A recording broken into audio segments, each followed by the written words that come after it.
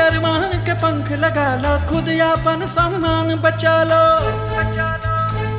अरे सब अरमान के पंख लगा लो, खुद यापन सम्मान बचा लो।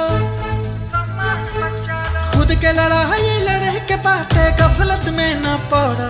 तू लड़की हाउ लड़ा आगे बढ़ा, तू लड़की हाउ लड़ा आगे बढ़ा।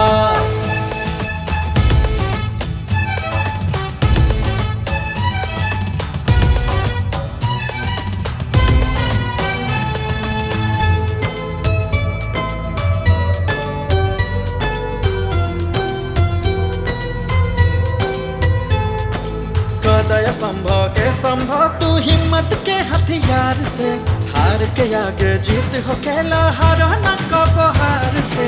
तू अखियन के नींद भगा दो, नहीं चेतना दिल में जगा दो। जीवन के एक लक्ष्य बना के मंजिल ऊपर चढ़ा।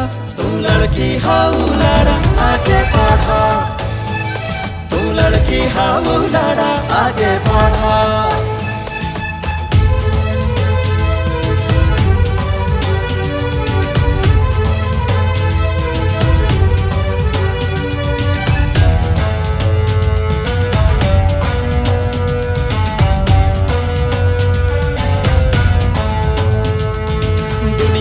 सगरो कमयाबी खाली तोहरे हाथ में बा, माई बाप के आशीर्वाद तोहरे